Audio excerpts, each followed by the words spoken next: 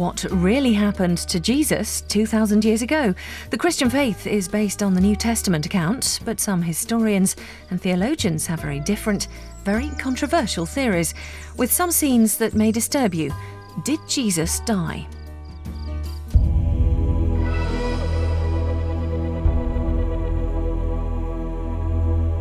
The most celebrated human being in history was a first-century Jewish revolutionary called Jesus. To his followers, he was the Son of God, with miraculous powers to walk on water, heal the sick, and even bring people back from the dead. According to them, he gave his life to save mankind. He was crucified and died. But on the third day, he rose from the dead and ascended into heaven. But throughout history, people have responded differently to this story. There have been those so inspired by the crucifixion that they wanted to share the experience. But there have also been those who denied the resurrection and have themselves been executed for their beliefs. There have been heresies that suggest that Jesus was rescued from crucifixion and escaped to lead a secret life in southern France. And there have even been people convinced that Jesus survived and traveled to the mountain kingdoms of Kashmir, where he died at the age of 80. To try and solve this 2,000-year-old mystery, some of the most devout Christians and most expert scholars will suggest new ways of reading the Gospels and ask the question, did Jesus die on the cross?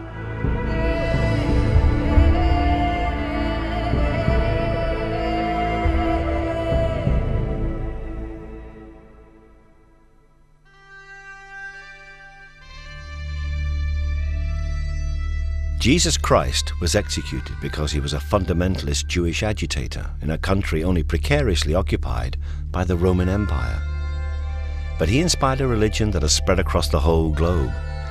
He did this partly through his teaching and through his life and death.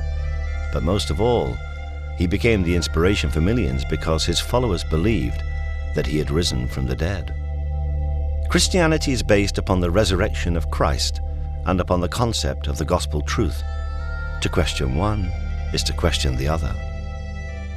Throughout history, the Church has treated these questions as heresy and persecuted those who asked them.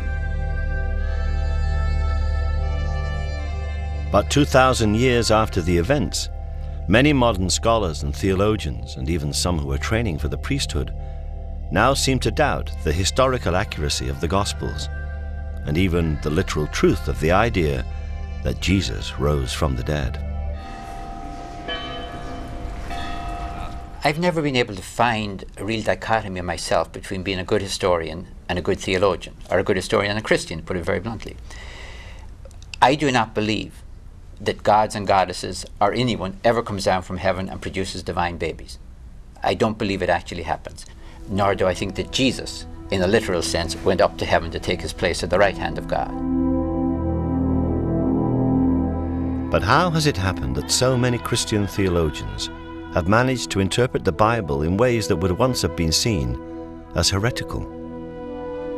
The most obvious reasons can actually be found in the original text themselves, in the four Gospels.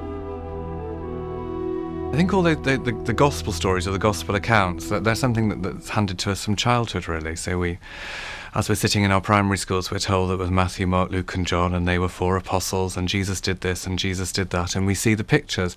And to a certain extent, we're not encouraged to question beyond that. It's presented as a narrative. It's presented as a storyline that actually happened. And I think for a lot of people, their belief never goes further than that. They simply remember these stories, and that's what happened. And I think the problem is, for individuals, when you start moving beyond that and try to work out what exactly the Gospels are. One story on which they are all clear, concise, and more or less agree is the story of the crucifixion. This is the Gospel of the Lord.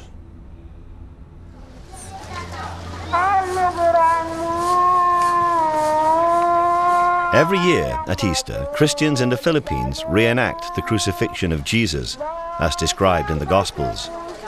They actually volunteer to be crucified. They do it because they believe it will help them to purge their sins. for the onlookers, it's a bloody and brutal reminder of what happened to Jesus 2,000 years ago.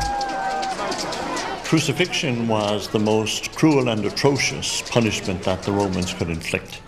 And it was inflicted only for treason and only on slaves.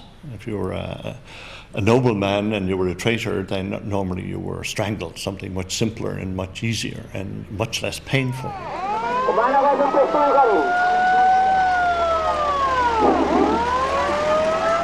After condemnation, the cross beam, was strapped to the shoulders of the criminal, and he paraded through the streets with his arms stretched out. At the place of execution, then, nails were hammered into the hands and the feet. In the Philippines, they use real nails. They do experience the real pain that Jesus felt.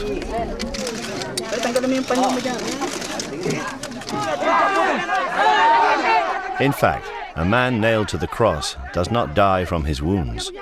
He dies, surprisingly, from suffocation. Hanging just by your arms from a cross, your chest is compressed. It's hard to breathe without supporting your body weight on your legs. Over time, the strain on the legs and the pain make that impossible, and you are unable to breathe. In the Philippines, the volunteers are brought down from their crosses within an hour. Death from crucifixion takes much longer, often several days.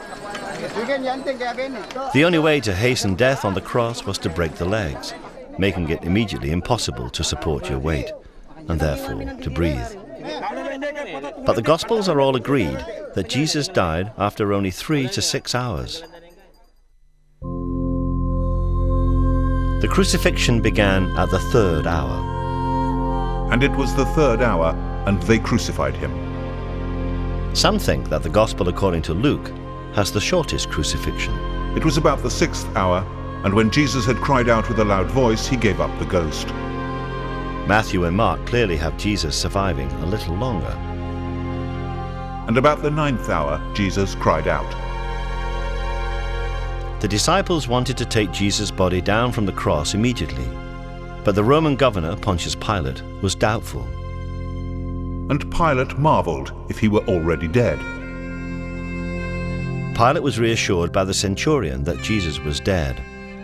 But this was the same centurion who had earlier said, "Truly, this man was the Son of God." Jesus' body was then laid in a tomb donated by a rich man, Joseph of Arimathea. This Joseph and a man called Nicodemus came to minister to the body. They came to Jesus by night and brought a mixture of myrrh and aloes, about 100 pounds weight. These accounts, when viewed as an historical rather than a sacred record, may raise many questions. Why did Jesus die so quickly? Why did Joseph and Nicodemus take so many herbs into the tomb? But no one really doubts that Jesus was crucified.